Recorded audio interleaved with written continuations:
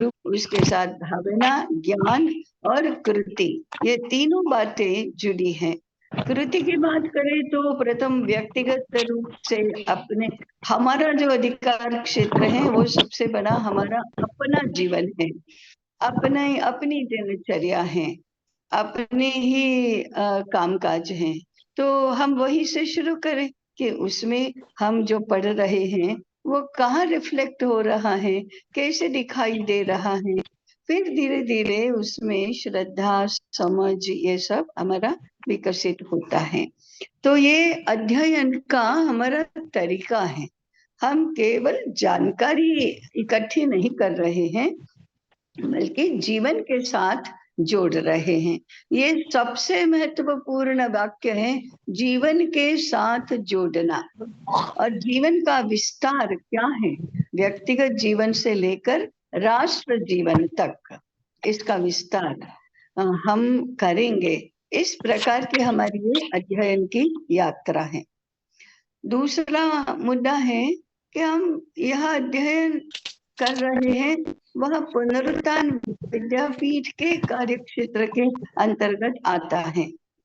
तो फिर हम सब पीठ के हैं, विद्यापीठ के छात्र हैं, तो इस नाते से ये भी अपेक्षित है।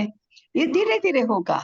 आज आज का जो शिक्षा क्षेत्र का वातावरण है उससे ये एकदम भिन्न है।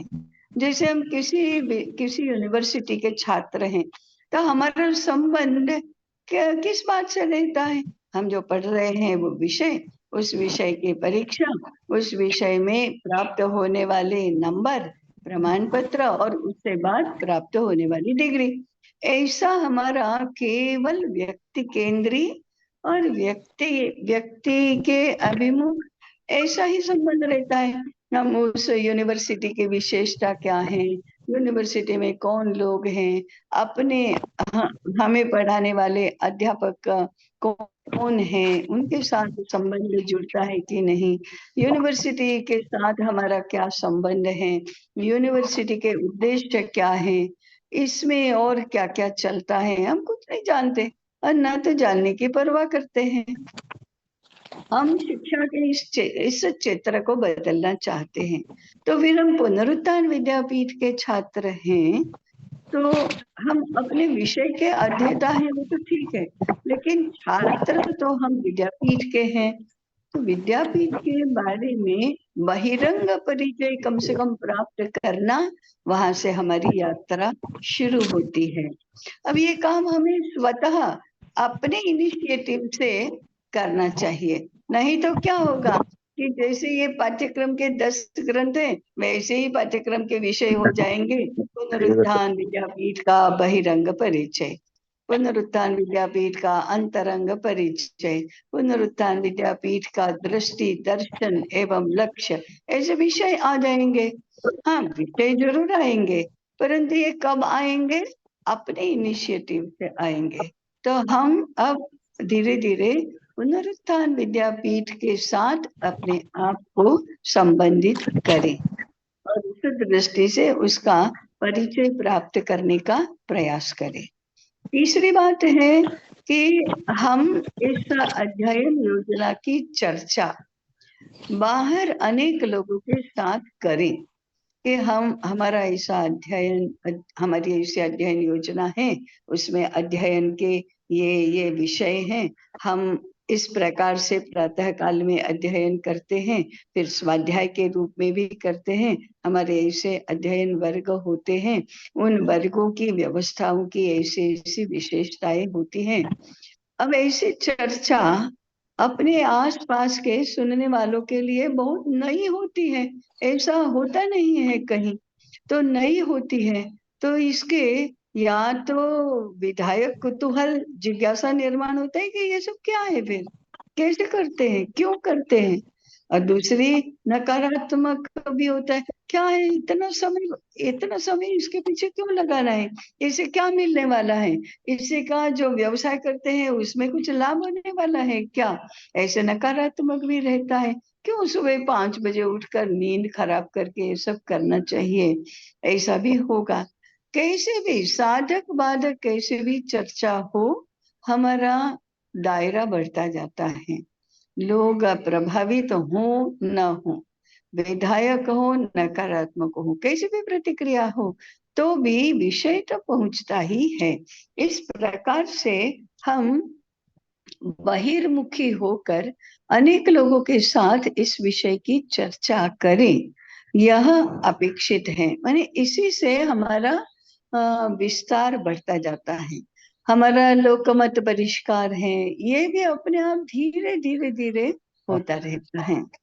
अगर हम में से किसी को, हाँ हरिओम, अच्छा ठीक है, हाँ हाँ हाँ, अगर हम में से किसी को कहीं पर भी विषय प्रतिपादन करने का अवसर मिले तो इसके बारे में हमको करना चाहिए। विशेष रूप से भृगु गट के और श्वेत केतु गट के अध्येता हैं, उन्होंने बाहर के मंचों पर अपना विषय प्रस्तुत करने का अवसर ढूंढना चाहिए। परंतु दूसरी बात है, इतना अधिक नहीं कि हम हमारा केंद्र रह जाए, हमारा केंद्राभिमुखता कम हो जाए, ऐसा नहीं करना चाहिए। परंतु बातचीत करने से लेकर विषय प्रतिपादन करने तक सभी प्रकार से हम समाज में जाएं, ऐसा भी होना चाहिए।